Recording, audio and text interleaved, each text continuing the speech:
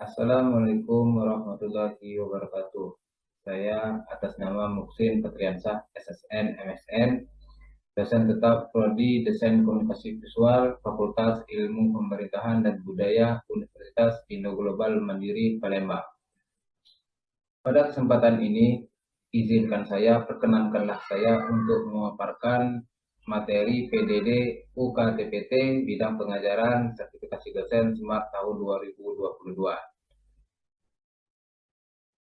Sebelumnya saya ucapkan ribuan terima kasih kepada pihak terkait karena saya eh, menjadi salah satu calon peserta sertifikasi dosen SMART pada tahun 2022.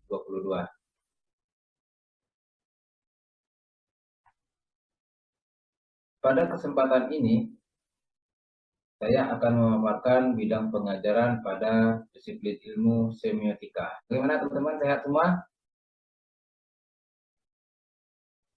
Sehat, Sehat, Pak. Sehat, Pak. Ya, oke.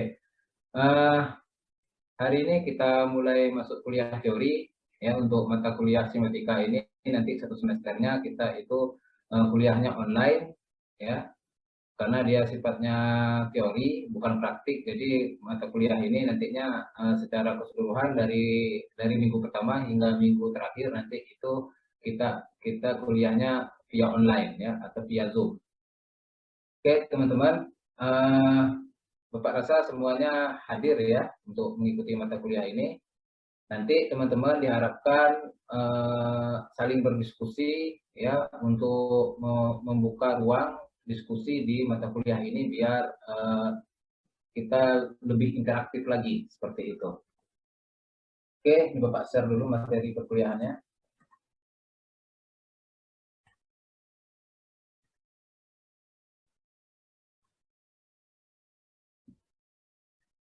Capaian pembelajaran di mata kuliah ini ya diharapkan nantinya di akhir semester nantinya setelah teman-teman mahasiswa mengikuti perkuliahan semiotika ini, nanti mahasiswa itu diharapkan mampu memahami teori-teori semiotika dari beberapa tokoh dan memahami kapasitas masing-masing teori tersebut sebagai bahan kajian atau decoding dan juga sebagai bahan ciptaan atau encoding ya. Dalam sisi menganalisis sistem tanda pada karya seni rupa dan desain. Dan tentunya nanti mahasiswa juga mampu mengamati dan menafsirkan ataupun memaknai tanda dan makna dalam media komunikasi visual dan mampu menerapkannya dalam karya desain komunikasi visual.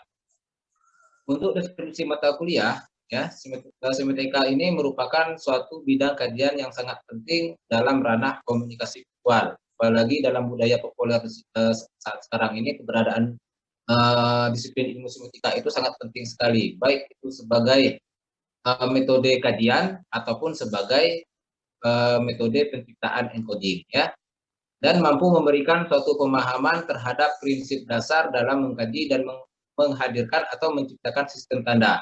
Pemahaman terhadap teori-teori dari beberapa tokoh sangat penting untuk dijadikan landasan dalam mengkaji dan menginterpretasikan tanda dalam karya desain komunikasi visual.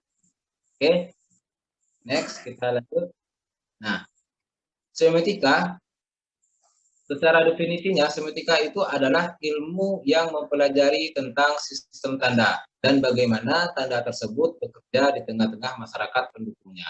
Jika kita lihat di budaya populer sekarang ini, itu sangat sekali banyak sekali kita temukan tanda-tanda dalam sebuah karya, khususnya dalam sebuah karya desain komunikasi visual, seperti misalnya iklan, logo, ataupun packaging dan lain sebagainya. Nah, kita lihat di sekitar kita itu banyak sekali tanda-tanda yang hadir di tengah-tengah masyarakat. Ya, di samping karya-karya DKV kita juga lihat tanda-tanda yang bersifat konvensi atau misalnya seperti penunjuk arah atau mungkin rambu-rambu lalu lintas atau mungkin sebuah bahasa, ya, sebuah bahasa yang kita gunakan sehari-hari atau mungkin sebuah lambang atau mungkin sebuah bendera, ya, mimik wajah, ya. Nah, itu semua adalah bagian dari tanda. Kemudian bagaimana kita menafsirkan tanda tersebut, ya? Nah, ini yang nantinya akan kita bahas pada mata kuliah semiotika ini. Oke, selanjutnya. Nah, secara harfiah ya, kata semiotika itu berasal dari bahasa Yunani yang artinya adalah semion, yang berarti tanda. Kemudian atau seme, yang berarti penafsir tanda. Ya, semiotika itu berakar dari studi klasik dan skolastik atas seni logika, retorika, dan poetika. Ya, dahulunya, ya, pada zaman dahulu, gitu ya, itu tanda itu masih bermakna sesuatu hal lain. Ya, contohnya, misalnya seperti asap menandai adanya api. Ya, ini kalau di zaman-zaman dahulu kala itu penggunaan tanda itu masih bersifat alami, ya. Jadi misalnya kita melihat ada asap pasti ada api, gitu ya. Atau mungkin seorang nelayan atau mungkin pelaut, gitu ya, ketika dia menyeberangi lautan, mencapai tempat tujuan yang dia tuju. Nah, itu dia menggunakan tanda-tanda alam. Apa tanda-tanda alam yang dia gunakan? Dia menggunakan arah mata angin, dia menggunakan bintang, gitu ya, sebagai penunjuk arah dia. Kenapa? Karena pada zaman itu belum ada manusia belum menemukan yang namanya kompas. Ya, jadi dia memanfaatkan alam-alam di sekitar kita ini, ya, seperti bintang itu sebagai petunjuk arah mereka dalam berlayar. Ya, jadi dahulu kala itu belum ada tanda-tanda yang sifatnya seperti sekarang ini. Ya, jadi manusia pada zaman dulu itu masih menggunakan bintang. Ya, lalu berkembang seiring perkembangan zaman, tanda-tanda itu juga hadir lebih kompleks lagi di tengah-tengah kehidupan masyarakat saat sekarang ini. Ya, kita lihat misalnya seperti iklan, ya, bagaimana penggunaan tanda dalam sebuah iklan, ya, atau mungkin sebuah logo, atau mungkin dalam sebuah karya seni, ya, dan lain sebagainya. Nah, kompleksitas dari sebuah tanda itu saat sekarang ini bisa kita rasakan di sekitar kita. Nah, tinggal kita bagaimana memaknai itu, bagaimana kita menginterpretasikan, dan bagaimana kita melihat sistem-sistem tanda tersebut. Ya. Nah, selanjutnya, dalam tradisi semiotika ada beberapa para tokoh terkenal, ya. Di antaranya ada Ferdinand de Saussure, dia merupakan tokoh semiotika yang ahli di bidang linguistik. Jadi Ferdinand de Saussure ini khusus membahas tentang sistem tanda pada bahasa, ya, bahasa seperti itu.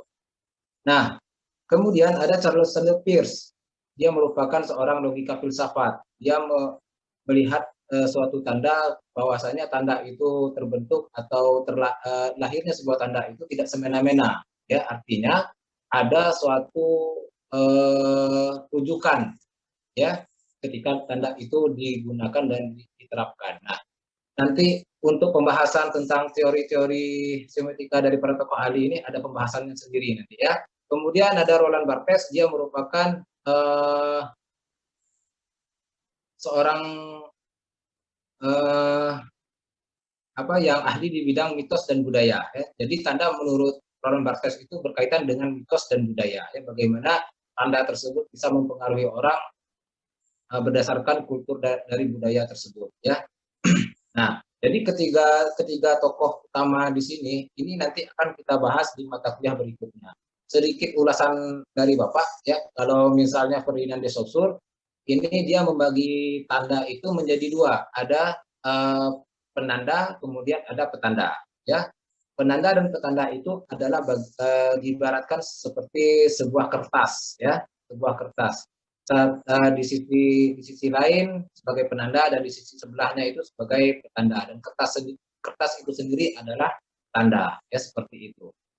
Jadi kalau misalnya kita lihat contohnya seperti ini, ketika kita lihat suatu bahasa karena dia merupakan ahli linguistik, ya.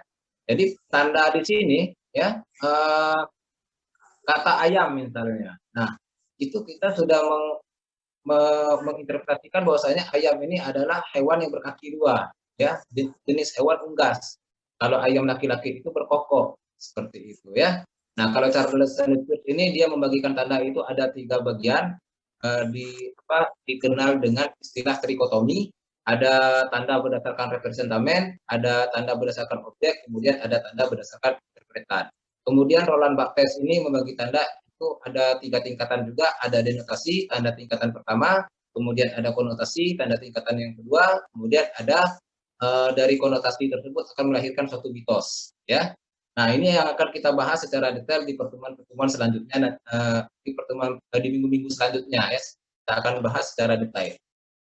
Nah, kemudian tokoh semiotika lainnya, ya, yang juga sangat berpengaruh terhadap perkembangan ilmu semiotika itu sendiri, ada yang namanya Umberto Eco. Dia membahas tentang teori dusta, bahwasanya tanda-tanda yang dilahirkan oleh manusia itu merupakan pembohongan publik, ya.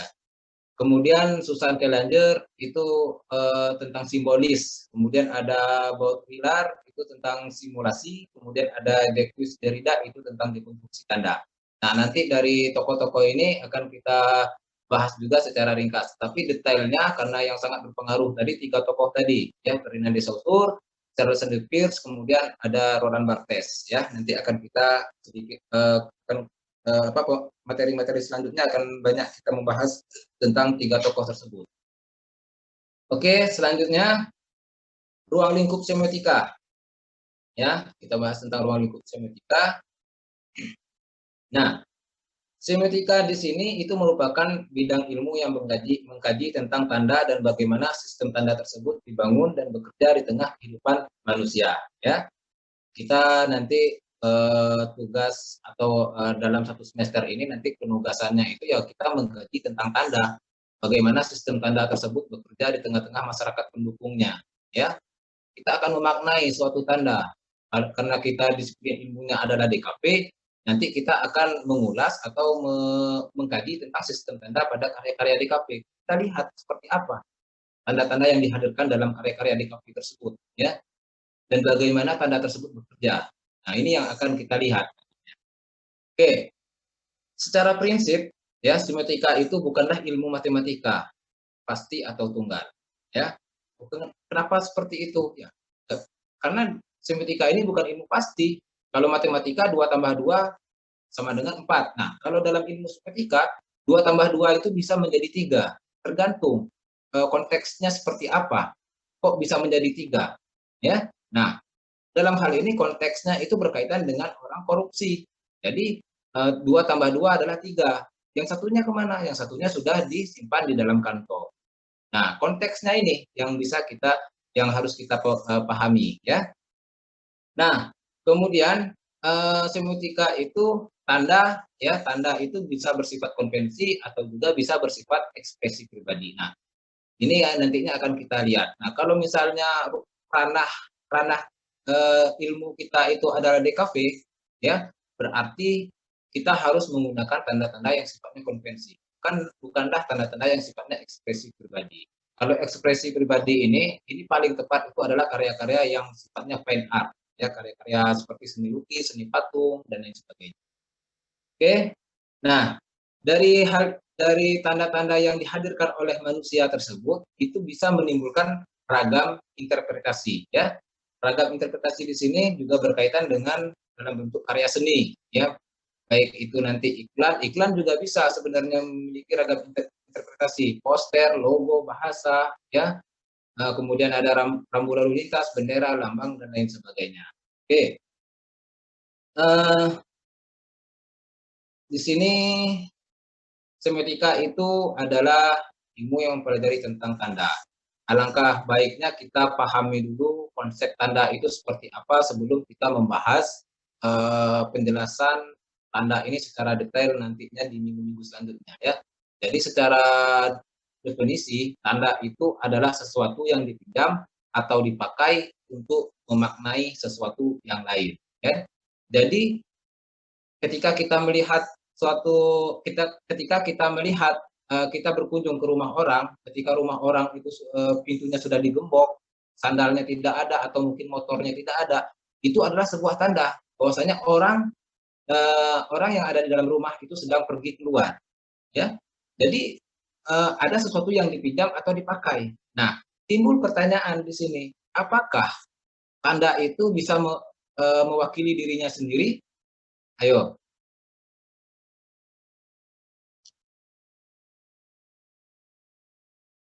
Apakah tanda itu bisa mewakili dirinya sendiri? Eh, Pak. ya,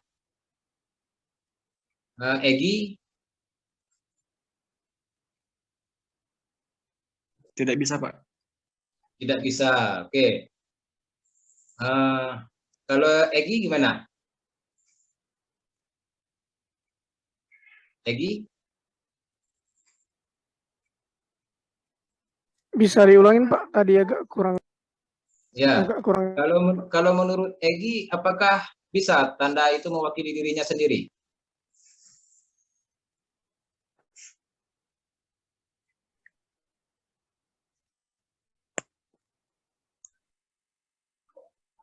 Tidak bisa Pak, karena Tidak bisa.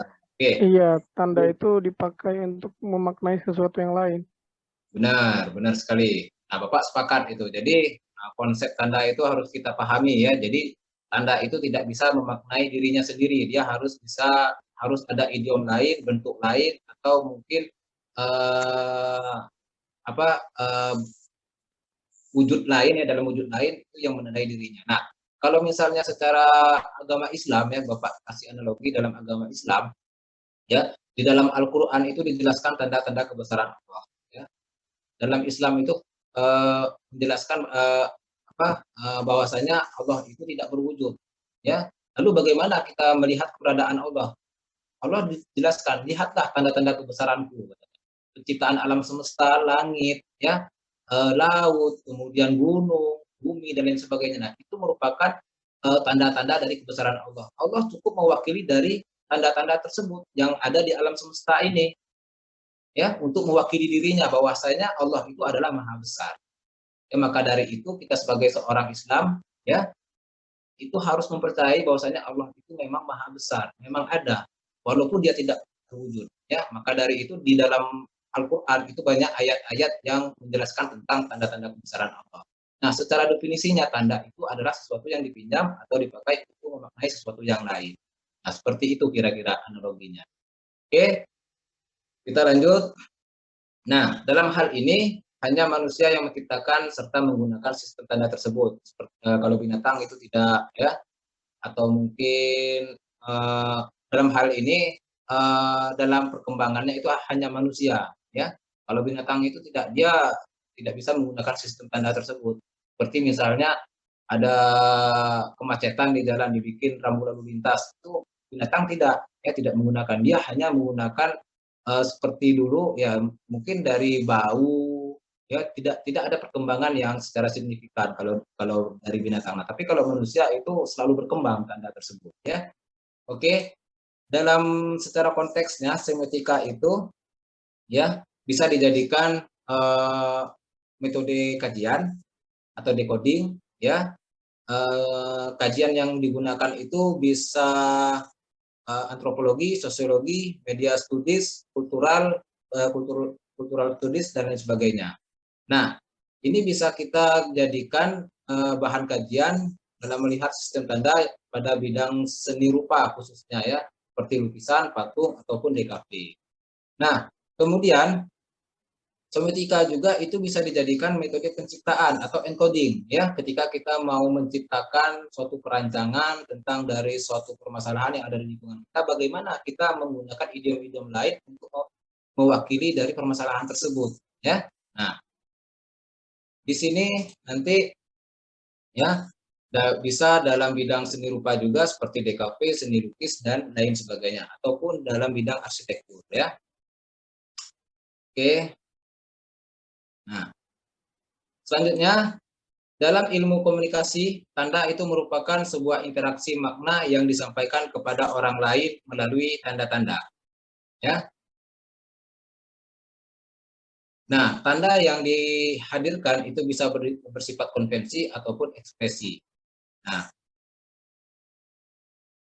ruang lingkup tanda itu cukup luas sebenarnya, bisa meliputi bahasa, sebuah bendera, mimik wajah, suara, lirikan mata, lampu merah, gerak tubuh, foto, ya, dan lain sebagainya. Nah, itu merupakan sebuah tanda. Ya, kalau kita bahas tentang tanda itu konteksnya itu terlalu banyak sekali ya. Seperti itu. Nah, misalnya ketika kita sebuah bahasa, misalnya kita membaca atau mendengarkan kata ayam, tentu apa yang digambarkan dari ayam ini? Egi, apa yang bisa digambarkan dari ayam ini, Egi?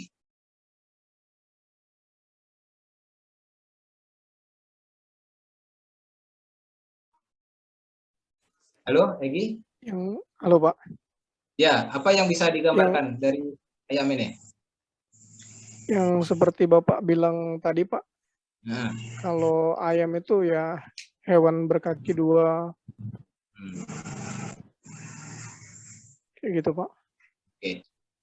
Nah, selanjutnya eh, benar. Jadi ketika kita mendengar istilah ayam, jadi yang tergambarkan seperti ini, ya. Ini sudah aturan umum, sudah aturan baku, ya. Nah, kemudian kita mendengar apa atau kita mendengar istilah pohon atau melihat kata pohon. Apa yang tergambarkan dalam benak kita? Ayo, siapa ini? Sandi Hibridayana. Oh ya. Jadi kalau kita melihat pohon pasti ada batangnya, suatu tumbuhan yang memiliki batang besar dan juga memiliki daunnya rindang seperti itu, Pak. Oke, sepakat. Ya, jadi ketika kita melihat kata pohon, yang tergambarkan seperti ini, ya kan? Iya, betul. Ya, yang tergambarkan seperti ini. Nah, ini dalam ketika kita melihat sebuah bahasa yang kita sepakati bersama, dalam hal ini adalah bahasa Indonesia, kita sepakat seperti ini. Kalau misalnya Bapak di sini Bapak ganti bahasanya dengan bahasa Jepang, ayam itu bahasa Jepangnya misalnya apalah gitu ya, tentu kita nggak bisa menggambarkan ini maksudnya apa. Ya, kata pohon misalnya, Bapak rubah kata pohon itu menjadi apa bahasa Thailand misalnya. Nah, susah juga kita menginterpretasikan, oh ini apa maksudnya. Ya, jadi tidak terjadi yang namanya komunikasi, ya, tidak terjadi yang namanya interaksi, ya. Karena kita orang Indonesia, jadi Bapak gunakan kata ayam di sini, pohon, ya. Tapi kalau Bapak gunakan bahasa di negara lain seperti misalnya negara Pakistan atau mungkin negara Jepang, Korea, nah ini susah untuk diinterpretasikan, ya. Logikanya seperti itu. Nah, ketika kita melihat rambu lalu lintas, apa yang tergambarkan di dalam benak kita? Ayo, Rani Rahmadiah. Kalau rambu lalu lintas itu biasanya Pak ada lampu hijau, merah, kuning, hijau. Oke, nah sepakat Ada ya. Padahal tiangnya. ya sepakat ya Bapak juga mau pemahaman seperti itu. Padahal rambu lalu lintas ini banyak loh. Hati-hati, rawan kecelakaan itu kan bagian dari rambu lalu lintas juga. Misalnya belok ke kiri, ya, atau mungkin ada jembatan. Nah itu kan rambu lalu lintas juga. Nah, tetapi pada kenyataannya kita bahwasanya rambu lalu lintas itu sangat kental dengan lampu merah, ya kan? Nah, lampu merah. Nah, kemudian dari lampu merah di sini, ya, ini memiliki pemaknaan secara konvensi, ya. Nah, apa konvensinya? Kalau merah itu adalah berhenti, kalau kuning itu adalah hati-hati, kalau hijau itu adalah berjalan, ya. Nah, ini merupakan tanda yang bersifat konvensi, ya. Oke. Selanjutnya, nah ini lagi, ini langsung Bapak buka aja ya, langsung Bapak buka. Nah,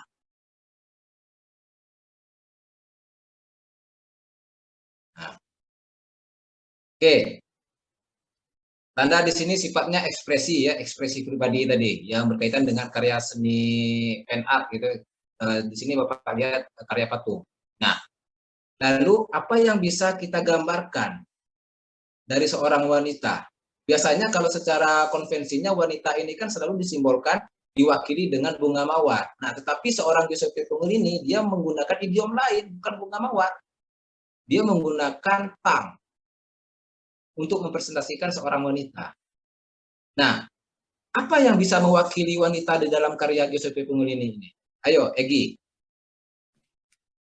Gaun Pak, sama cara duduk tangnya itu. Nah, cara dia duduk. Benar, sepakat Bapak. Cara dia duduk itu sudah mewakili dari wanita. Ya. Nah, sekarang Bapak jelaskan, ya. Jadi, kenapa demikian? tanda-tanda yang dihadirkan oleh karya-karya yang sifatnya ekspresif itu ya tidak harus konvensi. Kalau wanita itu selalu diistilahkan dengan bunga mawar. Nah, tetapi seorang GCP Pemulih menggunakan tang. Dalam konsepnya, dalam konsep berkarya seorang GCP Pemulih ini selalu menggunakan benda-benda yang bisa menimbulkan rasa sakit. Benda-benda apa saja seperti jarum, peniti, ya, pisau karter, palu, tang, paku dan lain sebagainya. Jadi benda-benda yang bisa menimbulkan rasa sakit itulah yang dia gunakan untuk idiom dalam berkarya dia. Ya. Nah, lalu dia gunakan tang di sini untuk mempresentasikan seorang wanita. Apa maknanya? Ya, di situ ada kain yang berwarna merah. Kain yang berwarna merah ini seperti yang kita jelaskan dalam konsep dalam konteks lain ya, bahwasanya warna merah ini kalau di ambulan atau di mobil kebakaran itu ada tanda bahaya. Ya, ada tanda bahaya. Berarti ketika ada tanda bahaya berarti kita harus berhati-hati. Ya. Nah, maka dari itu di sini GCP Pemulih ini menjelaskan bahwasanya hati-hatilah dengan seorang perempuan. Ya. Karena perempuan itu tidak hanya bisa membuat kita bahagia, ya, tetapi juga dia bisa membuat kita sakit hati. Ini yang direpresentasikan oleh GCP Pemulih ini tentang seorang perempuan. Pasir cantik, bersih, banyak ikan warna-warni, dan burung-burung berterbangan. Dari dulu, Indonesia itu indah loh. Yang ingin, kamu juga bisa menikmatinya.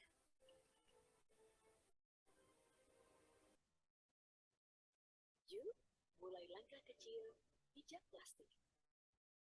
Rinso, berani kotor.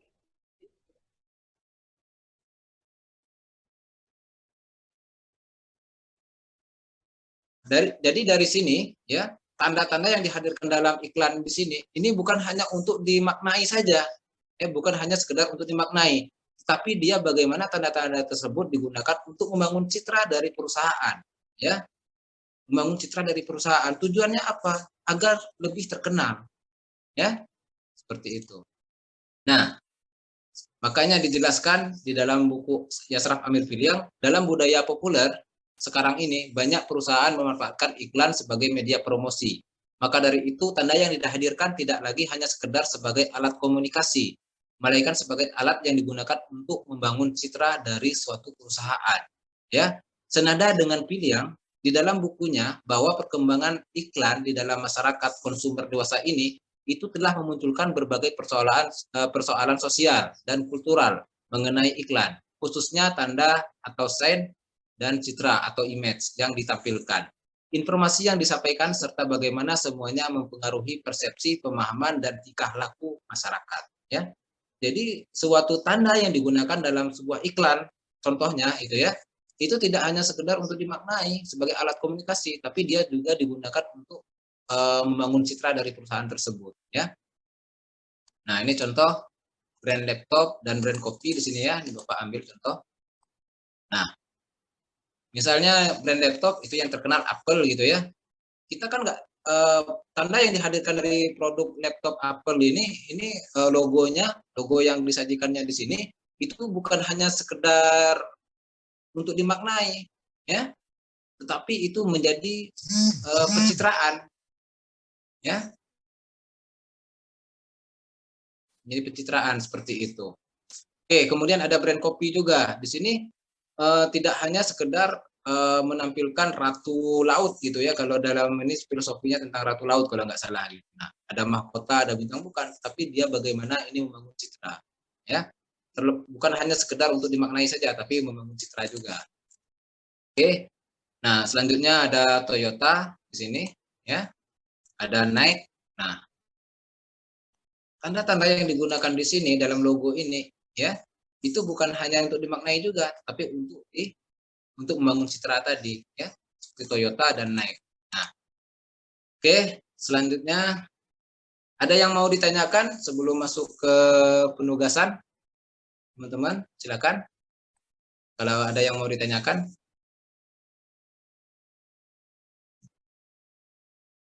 Ada yang mau ditanyakan? Izin bertanya, Pak. Ya. Gimana lagi? Ini Pak, Tadi kan bahasan kita kan tanda Pak ya, Nah, semiotika itu adalah tanda. Jadi gini Pak, bagaimana cara kita melihat entitas-entitas tanda dalam karya seni rupa dan desain khususnya untuk karya desain komunikasi visual sendiri Pak. Bagaimana cara kita melihatnya Pak? oke. Itu aja Pak pertanyaan. Terima kasih Saudara Egi, pertanyaan yang cukup bagus sebenarnya ya. Nah, di sini Bapak coba uraikan sedikit ya. Jadi cara melihat entitas-entitas tanda dalam suatu karya seni itu adalah dengan cara melihat relasi. Ya, relasi yang dibangun antara tanda itu dengan pokok permasalahan. Apa sih sebenarnya? Ya. Nah, ketika permasalahan itu, apalagi ini karya DKV, karya-karya DKV, perancangan DKV itu selalu berangkat dari problem solving, ya. Ketika dia menemukan problem solvingnya, dia akan menemukan yang namanya solusi. Nah, dari solusi inilah akan kita melahirkan tanda-tanda baru dari media-media yang kita gunakan, misalnya seperti iklan, ya, seperti itu, ya. Nah, kemudian cara melihat entitas tanda itu dengan melihat relasi antara tanda yang digunakan dengan permasalahan tadi. Apa sih? Ya, apa hubungannya? Apa kaitannya? Ya, seperti itu. Ya, jadi misalnya kalau permasalahan tentang sampah plastik, apa tanda-tanda yang dihadirkan dalam karya DKV tersebut yang berkaitan dengan sampah plastik? Apa relasinya? Tentu tanda-tanda yang dihadirkan, entitas-entitas tanda yang dihadirkan dalam karya DKV itu sangat berbeda sekali dengan tanda-tanda yang dilahirkan pada karya seni yang sifatnya ekspresi ya. Jadi karena komunikasi visual jadi harus komunikatif. Tanda yang kita lahirkan itu harus komunikatif ya. Poinnya harus jelas. Seperti itu Egi. Mungkin ada sanggahan atau mungkin ada diskusi lagi, nggak apa-apa Egi. Berarti kalau Bapak kasih contoh kayak sampah plastik, itu berarti ada kayak di tempat sampah umum tuh ada contoh gambar orang buang sampah di tempatnya, itu sudah masuk tanda yang seperti Bapak jelaskan nggak Pak? Benar. Nah, itu kan salah satu. Kalau buanglah sampah pada tempatnya, atau mungkin tidak cukup dengan demikian, nah kita bisa tampilkan tanda-tanda yang lebih relevan lagi. Misalnya, dari membuang sampah sembarangan nanti akan mengakibatkan banjir. Ya, kita bisa tanda yang kita hadirkan bisa berkaitan dengan dampak dari masalah tersebut. Ya, bisa kita ada misalnya terjadinya banjir. Kalau misalnya sampah itu dibakar akan mengganggu kesehatan. Nah, ini bisa kita gunakan, bisa kita manfaatkan dalam perancangan kita, ya, dalam menghadirkan tanda-tanda dalam perancangan kita. Bisa saja, ya. Berarti kalau kayak ini Pak, ada orang yang saya sering lihat tuh di jalan tuh, ada orang yang buang sampah sembarangan, terus ada kayak tulisan ya vandalisme lah gitu Pak. Jadi ya Allah, siapa yang buang sampah di sini, doakan supaya dia doakan doa buruk kayak gitu Pak. Itu masuk juga nggak Pak? Ya nggak apa-apa, itu masuk juga entitas tanda juga itu, karena kan tanda itu kan bisa berkaitan dengan bahasa ya. Jadi bahasa yang dihadirkan itu kan langsungnya komunikatif, langsung bisa dicerna. Jadi tidak menimbulkan ya tanda kutip itu tidak menimbulkan ragam interpretasi gitu ya. Misalnya buang sampah di sini sembarangan di sungai, di pinggiran sungai ini atau di tempat ini itu nanti kena kutukan 7 turunan ini miskin kayak gitu kan ada Bapak juga lihat seperti itu. Nah, itu tanda juga sebenarnya. Ya, tanda juga.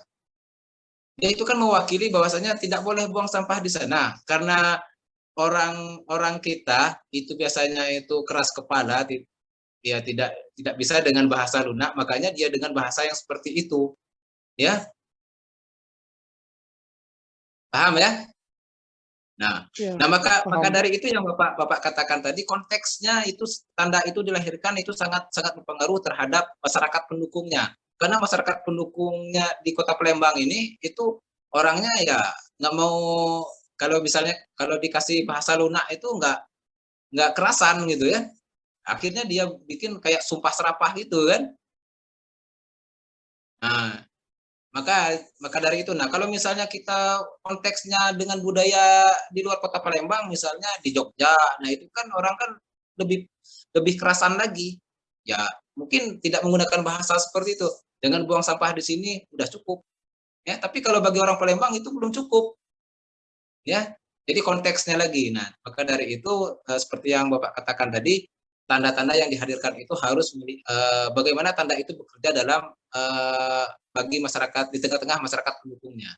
Ya, karena orang masyarakat Palembang ini keras, jadi dia gunakan bahasa yang sumpah serapah seperti itu. Ya, Egy ya, paham ya? Ya, paham Pak. Baik Pak. Terima kasih Oke. Pak. Oke, yang lain mungkin ada yang lain, Rani Iya. Rahmadia. Ya, Pak. Ya. Pak, bagaimana tanda tersebut bekerja sesuai dengan terbelakang budaya masyarakat pendukungnya? Oke, sebenarnya ini sudah Bapak jawab ya di pembahasan sama si Egy tadi, tapi sedikit Bapak jelaskan. Nah, seperti ini. Jadi bagaimana tanda tersebut bekerja di tengah masyarakatnya? Nah, itu tergantung konteksnya seperti apa. Ya, misalnya kalau tadi dicontohkan itu tentang buang sampah sembarangan, kalau orang Palembang ini tidak dengan bahasa yang biasa saja, harus bahasa yang lebih luar biasa seperti sumpah serapah. Kalau membuang sampah di sini itu nanti tujuh keturunan miskin gitu ya. Ya, seperti itu. Jadi tanda bekerja itu seperti itu. Nah, kemudian dalam disiplin ilmu semiotika sendiri, nah bagaimana kita mengkaji tanda-tanda tersebut, ya? Sistem tanda dalam suatu karya seni rupa dan desain, khususnya desain komunikasi visual, bagaimana tanda tersebut bekerja, ya, untuk mempresentasikan suatu persoalan tertentu, ya. Nah, ada pembahasan, ya, berkaitan dengan teori-teori yang nantinya akan kita pelajari, seperti teori Saussure, penanda dan petanda, kemudian ada teori Peirce, ada representamen, objek dan interpretan, kemudian ada Roland Barthes, ada tanda denotasi, kemudian ada tanda konotasi dan mitos. Ya, nah nanti bagaimana kita melihat tanda tersebut bekerja di tengah-tengah masyarakat berdasarkan teori tersebut. Ya, ini sebenarnya memang agak sulit sih kalau kita tidak memahami secara kontekstual mata kuliah ini, memang agak sulit. Tapi kalau kita pelajari, nah ini ternyata manfaatnya banyak sekali, ya. Apalagi kita sebagai seorang DKV, ya, perancangan DKV ini sangat perlu sekali yang namanya semiotika. Ya, bagaimana kita menghadirkan tanda dalam perancangan kita. Nah, itu yang poin yang pertama yang kita lihat adalah melihat relasinya. Ya, sehingga tanda nantinya bisa bekerja di tengah-tengah masyarakat pendukungnya. Itu ya, Rani Rahmadia. Iya, Pak. Oke, Bapak rasa cukup ya, karena waktu juga di sini akan Bapak uraikan, Bapak sampaikan tentang tugas di pertemuan 1.